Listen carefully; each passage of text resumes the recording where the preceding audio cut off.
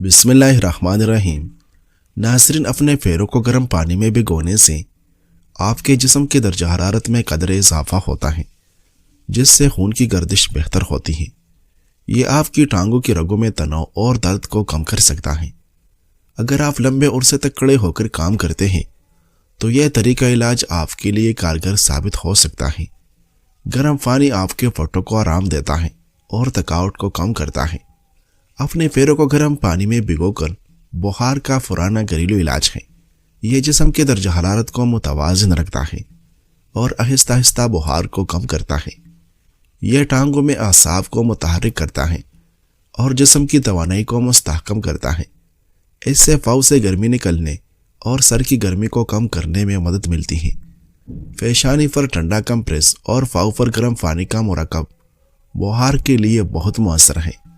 اپنے پیروں کو گرم پانی میں بھگونے سے آپ کو بہتر نیند آنے میں مدد مل سکتی ہے۔ بہت سے لوگ بے خوابی کے ساتھ جدوجہد کرتے ہیں۔ سونے سے 9 منٹ پہلے اپنے پیروں کو گرم پانی میں بھگونے سے جسم کو ٹھنڈک اور جلد کو گرم کرنے میں مدد ملتی ہے۔ ناظرین، ایک بادشاہ کے دربار میں ایک اجنبی نوکری کے لیے حاضر ہوا۔ قابلیت پوچھی گئی تو اس نے کہا سیاسی ہو، یعنی عربی میں سیاسی افہام و تفہیم سے مسئلہ حل کرنے والے معاملہ فہم کو کہتے ہیں۔ بادشاہ کے پاس سیاستدانوں کی بھرمار تھی، اس لیے اسے خاص گھوڑوں کے استبل کا انچارج بنا لیا جو حال ہی میں فوت ہو چکا تھا۔ چند دن بعد بادشاہ نے اس سے اپنے سب سے مہنگے اور عزیز گھوڑے کے متعلق دریافت کیا۔ اس نے کہا نسلی نہیں ہے۔ بادشاہ کو تعجب ہوا۔ اس نے جنگل سے سائی کو بلا کر دریافت کیا۔ اس نے بتایا گھوڑا نسلی ہے، لیکن اس کی پیدائش پر اس کی ماں مر گئی تھی۔ یہ ایک گائے کا دودھ پی کر اس کے ساتھ پلا ہے۔ بادشاہ نے اس شخص کو بلا کر پوچھا، تم کو کیسے پتہ چلا کہ یہ اصلی نہیں ہے؟ اس نے کہا جب یہ گھاس کھاتا ہے تو گایوں کی طرح سر نیچے کر کے، جبکہ نسلی گھوڑا گھاس منہ میں لے کر سر اٹھا کر کھاتا ہے۔ بادشاہ اس کی فراست سے بہت متاثر ہوا۔ اس کے گھر اناج کی بنے دمبے اور فرندوں کا اعلیٰ گوشت بطور انعام بھجوائے۔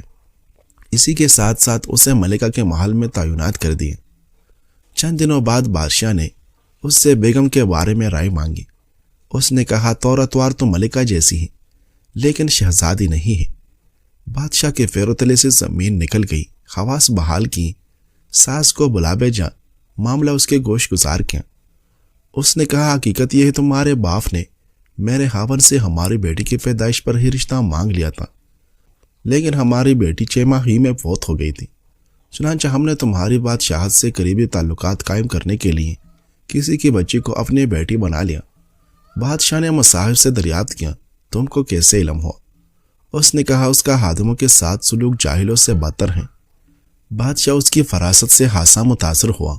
بہت سا اناج بیڑ بکریاں بطور انعام دی، ساتھ ہی اسے اپنے دربار میں متعین کر دیا۔ کچھ وقت گزرا، مصاحب کو بلایا، اپنے بارے میں دریافت کیا۔ مصاحب نے کہا جان کے امان ہو تو جواب دوں گا۔ بادشاہ نے امان دینے کا وعدہ کیا تو اس نے کہا نہ تم بادشاہ زادے ہو نہ تمہارا چلن بادشاہوں والا ہے۔ بادشاہ کو تو آ گیا، مگر جان کی امان دے چکا تھا۔ سیدھا والدہ کے محل میں پہنچا، والدہ سے پوچھا تو والدہ نے کہا یہ سچ ہے، تم ایک چرواہے کے بیٹے ہو، ہماری اولاد نہیں تھی، تمہیں لے کر پالا۔ بادشاہ نے مصاحب کو بلائے پوچھا بتا تجھے کیسے علم ہوا؟ اس نے کہا بادشاہ جب کسی کو انعام و اکرام دیا کرتے ہیں تو ہیرے موتی جواہرات کی شکل میں دیتے ہیں، لیکن آپ بیڑ بکریاں کھانے پینے کی چیزیں عنایت کرتے ہیں۔ یہ طریقہ بادشاہ زادے کا نہیں، کسی چرواہے کے بیٹے کا ہی ہو سکتا ہے۔ ناظرین، عادت، اخلاق اور طرز عمل خون اور نسل دونوں کی پہچان کرا دیتے ہیں۔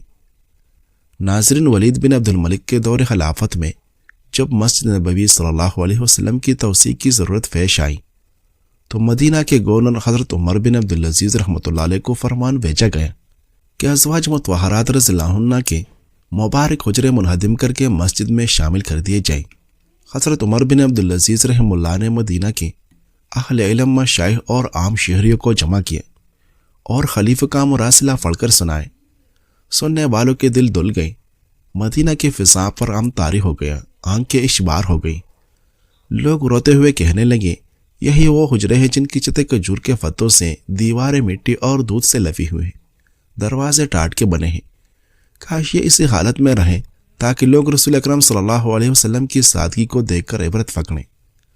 صحابہ رسول حضرت سعد بن حنیف رضی اللہ عنہ نے درد بھرے لہجے میں فرمایا، کاش انہیں یوں ہی رہنے دیا جاتا تاکہ لوگ جان لیں کہ اللہ نے اپنے حبیب صلی اللہ علیہ وسلم کے دنیا کے لیے خزانوں کے باوجود فقر و زہد کو پسند فرمایا۔ حضرت عمر بن عبدالعزیز رحمۃ اللہ علیہ نے اہل مدینہ کی رنجیدہ درخواست خلیفہ ولید تک پہنچائی، مگر فیصلہ برقرار رکھا گیا، حکم بجا لانا نہ گریز تھا۔ اور جب انہدام کا آغاز ہوا تو پورا مدینہ چیخ اٹھا، فضا سسکیوں سے بھر گئی، اور اہل مدینہ ایسے روئے جیسے اس دن روئے تھے جب رسول اللہ صلی اللہ علیہ وسلم نے وصال فرمایا تھا۔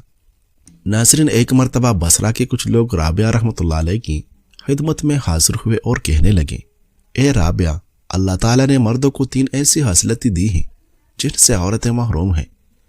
اول یہ کہ مرد کامل العقل ہوتے ہیں، جبکہ عورتوں کو ناقص العقل قرار دیا گیا ہے۔ یہی وجہ ہے کہ 2 عورتوں کی گواہی ایک مرد کے برابر ہوتی ہے۔ دوم یہ کہ عورتیں ناقص الدین ہوتی ہیں، اور اس کی وجہ یہ ہے کہ ہر ماہ ان کو چند دن نمازوں سے محروم رہنا پڑتا ہے۔ سوم یہ کہ اللہ تعالیٰ نے مرتبہ نبوت پر ہمیشہ مردوں کو ہی فائز کیا ہے، اور آج تک کوئی عورت نبوت کے منصب پر فائز نہیں ہوئی۔ جو لوگ یہ باتیں حضرت رابعہ بصری رحمۃ اللہ علیہ سے کر رہے تھے، ان کا مقصد آپ رحمۃ اللہ علیہ کو طنز و مذاق کرنا تھا، مگر آپ رحمۃ اللہ علیہ نے بڑے صبر و تحمل کے ساتھ ان لوگوں کی باتوں کو سنا اور فرمایا، اللہ تعالیٰ نے عورتوں کو بھی 3 ایسی خصلتیں عطا فرمائی ہیں کہ جن سے مرد محروم ہے۔ اول یہ کہ آج تک کسی عورت نے خدائی کا دعویٰ نہیں کیا، یہ حادثہ بھی صرف مردوں ہی کے حصے میں آیا کہ انہوں نے خدائی کا دعویٰ کرنے سے بھی گریز نہیں کیا۔ دوم یہ کہ عورتوں کے ہاں مہنسین ہجڑا نہیں ہے، یہ حادثہ بھی صرف مردوں کے لیے ہی ہے۔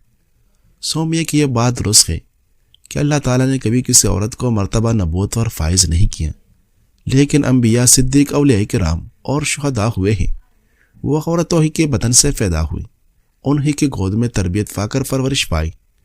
کیا عورتوں کا مرتبہ کم ہے؟ وہ لوگ حضرت رابعہ بصری رحمۃ اللہ علیہ کا جواب سن کر خاموش ہو گئے۔ ناظرین، حضرت عبداللہ بن زید رضی اللہ عنہ فرماتے ہیں، میں چاند کی ابتدائی راتوں میں قبرستان کے پاس سے گزرا تو میں نے ایک مردے کو قبر سے نکلتے ہوئے دیکھا، وہ زنجیر کھینچ رہا تھا۔ پھر میں نے ایک شخص کو دیکھا جس نے وہ زنجیر پکڑی ہوئی تھی، اس نے باہر نکلنے والے شخص کو اپنی طرف کھینچا اور قبر میں واپس لے گئے۔ پھر میں نے دیکھا کہ وہ شخص اس مردے کو مار رہا تھا، اور وہ مردہ کہہ رہا تھا، کیا میں نماز نہیں پڑھتا تھا؟ کیا میں غسل فرض ہونے پر غسل نہیں کرتا تھا؟ کیا میں روزے نہیں رکھتا تھا؟ تو اس مارنے والے نے جواب دیا، ہاں کیوں نہیں، تو واقعی یہ کام تو کرتا تھا، مگر جب تو تنہائی میں گناہ کیا کرتا تھا تو وہ اس وقت اللہ سے نہیں ڈرتا تھا۔ ناظرین، ماہرین غذائیت کے مطابق سرد موسم میں چند مخصوص غذائیں جسم کو اندر سے گرم رکھتی ہیں، توانائی بڑھاتی ہیں اور بیماریوں کے خلاف مضبوط ڈال بنتی ہیں۔ سردیوں میں خشک میوجات مثلاً بادام، اخروٹ، کاجو اور مونگ پھلی سب سے زیادہ مفید سمجھے جاتے ہیں۔ ان میں صحت مند چکنائی، وٹامن اے اور پروٹین کی خاص مقدار ہوتی ہیں جو جسم کو گرم رکھتی ہیں اور دماغی صلاحیت بھی بہتر بناتی ہیں۔ انڈے سردیوں کا بہترین ناشتہ سمجھے جاتے ہیں۔ انڈے پروٹین، وٹامن ڈی اور بی کمپلیکس سے بھرپور ہوتے ہیں جو قوت مدافعت میں اضافہ کرتے ہیں اور جسم کو سردی کے خلاف توانائی دیتے ہیں۔ طبی ماہرین یہ بھی مشورہ دیتے ہیں کہ سردیوں میں شہد، ادرک اور دارچینی کا استعمال بڑھایا جائے۔ ادرک، چائے، شہد یا دارچینی والے دودھ نہ صرف جسم میں گرمی پیدا کرتے ہیں بلکہ گلے کی خراش اور نزلہ زکام جیسے مسائل سے بھی بچاتے ہیں۔ اسی طرح موسمی سبزیاں جیسے پالک، میتھی، گاجر اور شلجم وٹامن اے، سی اور آئرن سے بھرپور ہوتی ہیں۔ گاجر کا استعمال بینائی کے لیے اچھا، جبکہ پالک اور میتھی خون میں آئرن کی کمی دور کرنے میں مددگار ہیں۔ ناظرین، جذباتی فیصلے سے بچنے کے لیے عقل آن کرنی پڑتی ہے۔ اب کیسے آن کرنی ہے؟ اس کے 3 طریقے ہیں۔ 3 سیکنڈ کا رول، کسی بھی بات پر فوراً عمل دینے سے پہلے 3 سیکنڈ رکیں۔ یہ 3 سیکنڈ جذبات کی آگ بجھا دیتے ہیں۔ اپنے جذبات کو نام دیں، اپنے دل سے پوچھیں، میں ابھی کیا محسوس کر رہا ہوں؟ غصہ، خوف یا دکھ؟ جذبات کا نام لینے سے جذبات کم سرخ ہو جاتے ہیں۔ ٹرائی کر کے دیکھیے گا۔ بات کو فیکٹ اور فیلنگ میں الگ کریں۔ ہر بات دو حصوں میں سمجھنا ہے، کیا فیکٹ ہے یا فیلنگ۔ مثال فیکٹ، اس نے میسج نہیں کیا، فیلنگ یا احساس، وہ مجھے نظر انداز کر رہا ہے۔ عورت کے لیے ضروری ہے کہ گناہ کرنے سے پہلے وہ اپنی آپ پر ترس ضرور کھائے، کیونکہ گناہ کرنے والے عورت کو توبہ کے بعد صرف اللہ معاف کرتا ہے، لوگ معاف نہیں کرتے۔ دانت کے درد سے 1 منٹ میں نجات چاہتے ہیں۔ دانت کا درد کتنا شدید ہوتا ہے، اس کا اندازہ لگ بھگ ہر فرد کو ہی ہوتا ہے۔